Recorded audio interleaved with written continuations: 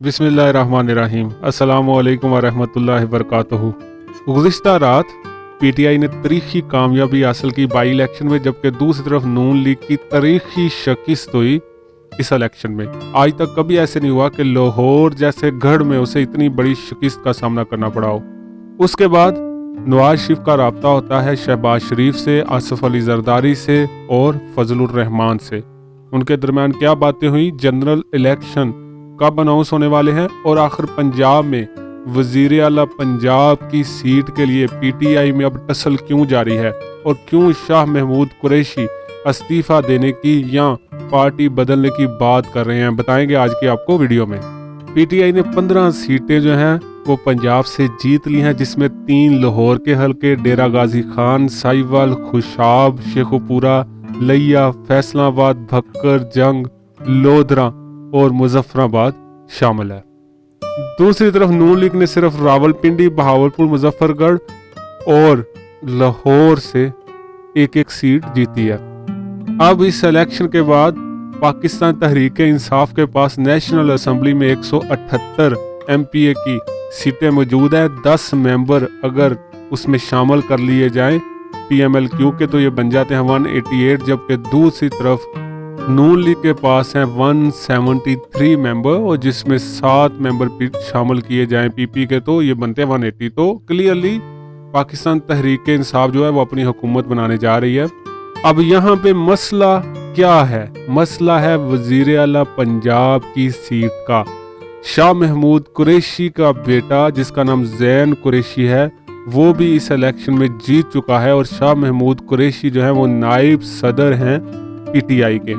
वो चाहते हैं कि उनका बेटा बने वजीर आला पंजाब, जबकि दूसरी तरफ पार्टी के कुछ दूसरे मेंबर्स का ख्याल ये है कि ये चीज़ें जो है फाइनल कर ली गई थी परवेज़ इलाही के साथ, तो इसलिए परवेज़ इलाही को ही बनना चाहिए वजीर आला पंजाब। इस वजह से पार्टी में काफ़ी ज़्यादा बाइसो मुबाइसा हो रहा है। आज कोर कमेटी का इजलास होगा जिसमें इमरान खान ये फाइनल करेंगे। कुछ लोग तो यहाँ तक कह रहे हैं कि शाह महमूद कुरैशी ने अपनी पार्टी छोड़ने की या इस्तीफा देने तक की धमकी दी है। उन्होंने कहा कि जब सारी मेहनत करे पीटीआई, सारी सीटें जीती हमने, हमारे मेंबर हैं 178 और दूसरी पार्टी जिसके 10 मेंबर हैं वो वजारत आला पे कैसे फाइज हो सकता है? तो इसका फैसला तो आज हो जाएगा। दूसरी तरफ नून लीग के कैंपों में मुकम्मल सुनाटा छा चुका है। नवाज शरीफ ने दोबारा से अपनी पार्टी और अपने इत्तेहादियों को, जो कि अब जरदारी और उनको कहा है कि मैं पहले ही कहता था इलेक्शन करवा लो, लेकिन मेरी बात आप लोगों ने नहीं मानी। अब होगा क्या? अगले आने वाले 3 से 5 दिन बहुत अहम करार दिए जा रहे हैं। इसमें फैसला होगा आया जनरल इलेक्शन में जाना है या नहीं। मुल्क के जितने मायानाज सहाफ़ी हैं उनके तज्जिए के मुताबिक किसी सूरत भी वफाक में बैठी जमातें अब जनरल इलेक्शन की तरफ नहीं जाएंगी। पंजाब का रिजल्ट देखने के बाद उनको पता है कि जब हम जनरल इलेक्शन में जाएंगे तो वाइट वॉश हो जाएंगे। तो इस सूरत हाल में वो कभी नहीं चाहेंगे कि इलेक्शन हो और इलेक्शन में इस तरह इस महंगाई जो उन्होंने की हुई है मुल्क में उसके साथ जाया जाए।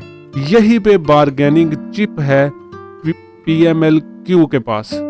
2 मेंबर सालक हुसैन और तारक बशीर चीमा वो मौजूद हैं वफाकी हुकूमत में और इस वक्त वफाकी हुकूमत यानी शहबाज शरीफ हुकूमत सिर्फ 1 वोट की मेजॉरिटी पे खड़ी है।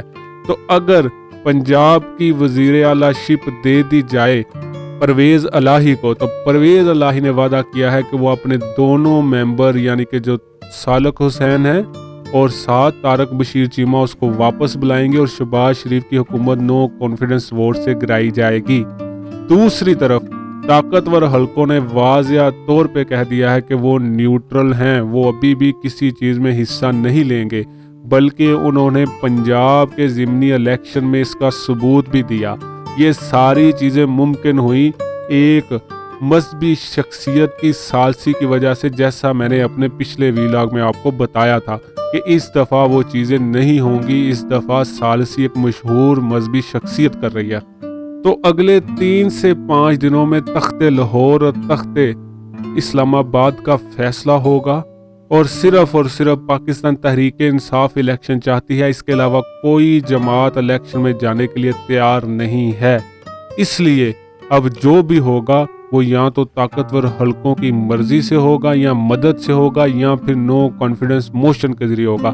اس کے علاوہ یہ پارٹیاں ابھی تک کسی صورت خود سے اعلان نہیں کریں گی الیکشن کا، بلکہ ایک نئی کمپین چلانے کی تیاری کی جا رہی ہے، جس میں یہ بیانیہ بنایا جائے گا کہ یہ تو سیٹیں پہلے سے ہی پاکستان تحریک انصاف کے پاس تھی، اس وجہ سے ہمارے آپ کو اپنے اگلے ویلاگ میں بتاؤں گا کہ شیخ رشید کی کال والا معاملہ کیا ہے، اور پاکستان میں ایجنسیاں آخر کیسے فون ٹیپنگ کرتی ہیں۔ تو اپنا خیال رکھیے، اپنے گرد و نواح کا بھی۔ اللہ حامی و ناصر۔